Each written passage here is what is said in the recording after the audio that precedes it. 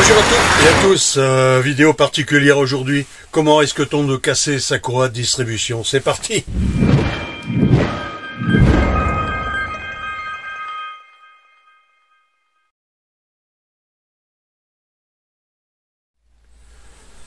J'avais depuis quelque temps des bruits, je dirais, sur le moteur, surtout quand j'étais au ralenti et que j'étais à un feu ou à un stop, ça faisait un bruit un peu particulier. Et je devais remplacer ma courroie de distribution. Alors si j'ai un conseil à vous donner, quand vous commencez à entendre des bruits sur votre camping-car, n'hésitez pas. Je vous explique un petit peu le topo, vous allez voir. Bon bah voilà, Manu G va partir juste à côté ici. On va changer la courroie de distribution. Je suis au garage là donc et Manu G2 va passer en maintenance, évidemment. Passer là-dedans. Tout ça, c'est pas forcément évident, mais bon, c'est leur métier. Et je suppose qu'ils ont toutes les combines qu'il faut. Le garage là, a été monté il y a environ 2 mois. Et en fait, cette zone-là va être adaptée pour les camping-cars, justement, avec tout ce qu'il faut, avec les appareils de levage, tout ça.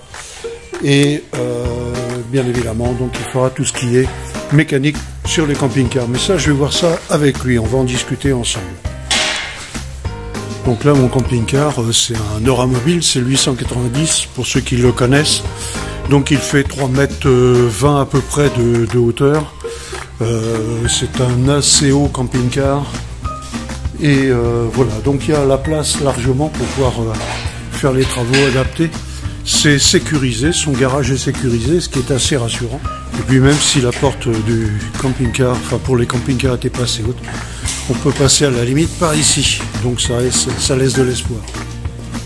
Le matériel là est provisoirement mis en place, donc tout ce qui est pneumatique, choses comme ça. Et puis le nettoyage, tout ça. Et il a même la machine pour faire toute la partie donc des climatisations de camping-car. Donc en fait on peut laisser son camping-car et il sera fait de A jusqu'à Z. C'est assez intéressant, moi ça me plaît.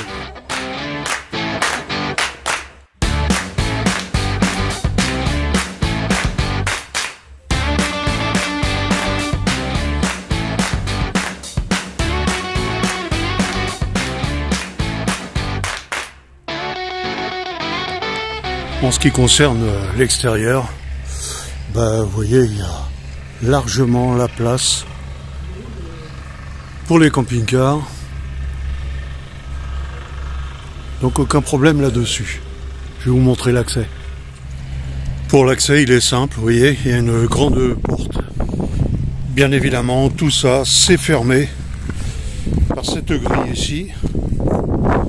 Et ensuite, vous voyez, l'accès des camping-cars ici, tout est fermé, verrouillé, porte métallique, donc aucun problème là-dessus. Personnellement, ce qui me plaît bien, c'est ça. Voilà. Alors, je profite de faire le kit de distribution. Oh, c'est une petite réduction de 50 €.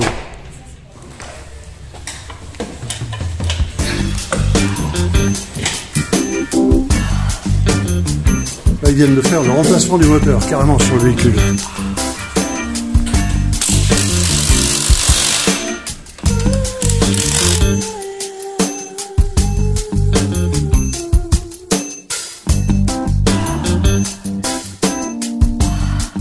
Même au cas où ça intéresse, ils font des clés.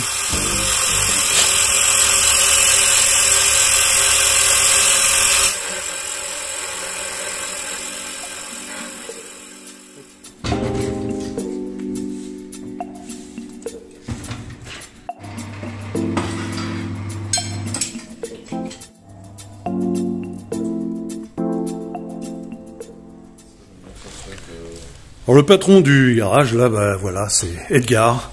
Bonjour. Voilà, qui donc s'occupe de tout ça. Il y a pas mal de choses qui vont être reprises dans ce garage.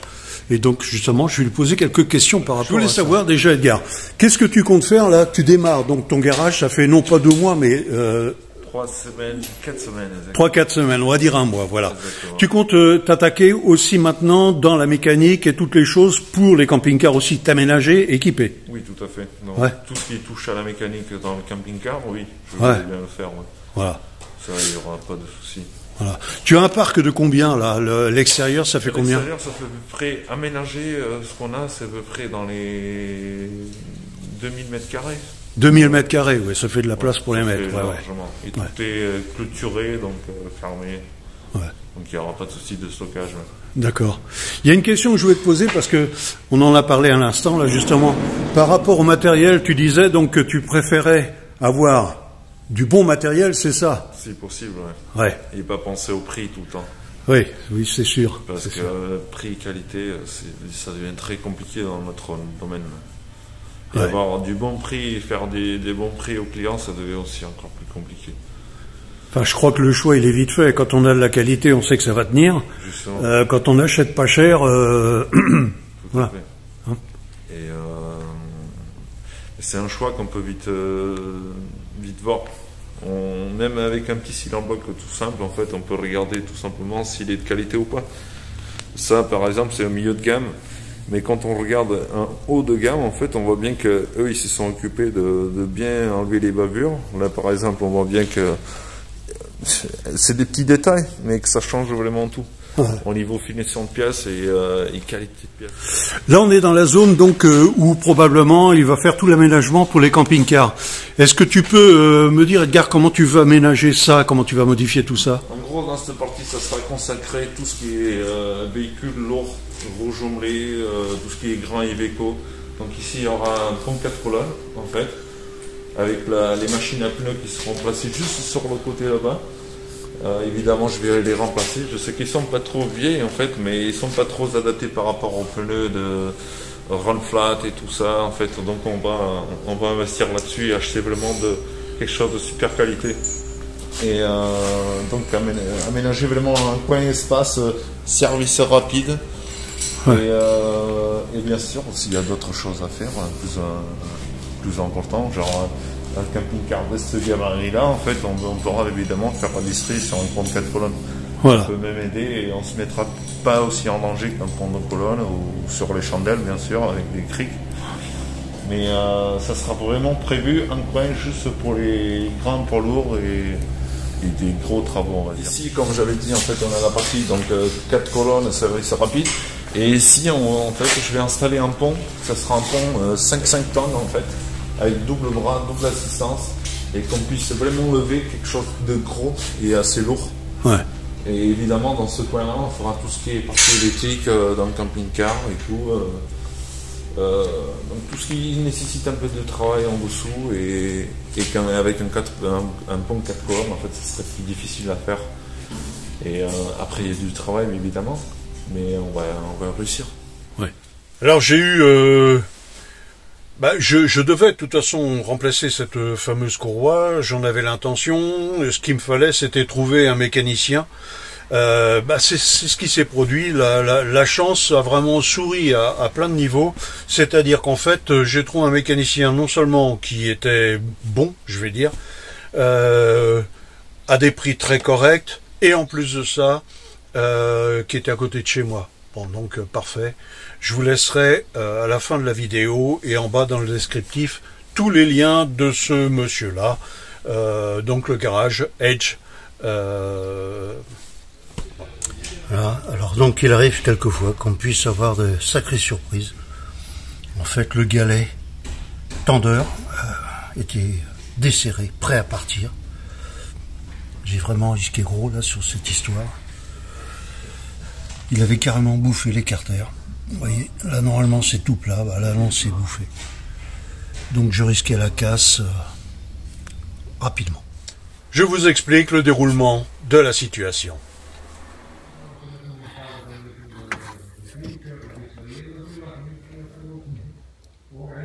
Je pense qu'il y a un petit dégât, puisqu'on voit la croix là-bas, il est un peu de travers.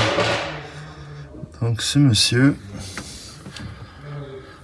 il a eu vraiment la distrie dans le temps. marqué en prévu là. J'ai aucune idée d'où ça peut venir ça. C'était dans le bac là. Et apparemment ça fait un petit moment qu'ils sont là.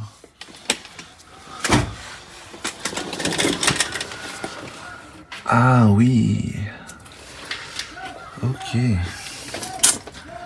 Donc en fait, là on voit clairement la courroie de distribution en train de partir. Donc oui. Il y a un petit peu plus de boulot que prévu là. Allez, on va procéder au démontage.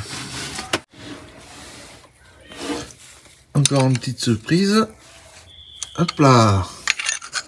Ça, normalement, c'était vissé là.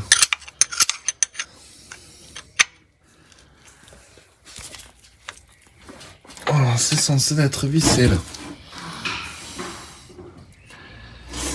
Eh oui.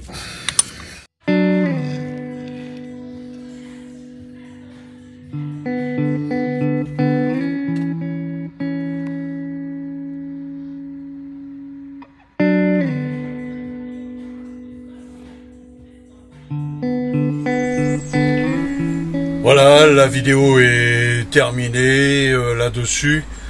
Il m'a remonté donc la nouvelle courroie. Je suis parti donc ce week-end pour Pâques. Fort heureusement, tout allait bien. Je n'ai absolument rien cassé. Mais franchement, j'ai eu une chance inouïe de ne pas casser ma courroie de distribution. Alors surtout, méfiez-vous quand vous entendez des petits bruits qui commencent. Mais ce qu'il y a surtout, c'est que des pièces se sont desserrées qui n'auraient jamais dû se desserrer.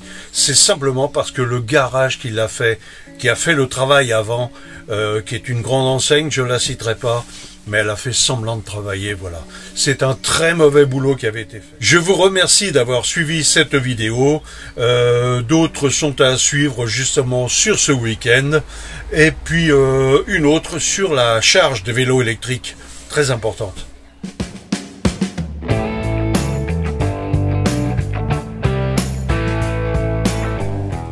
Si cette vidéo vous a plu, likez et puis abonnez-vous pour la prochaine. Allez, à bientôt.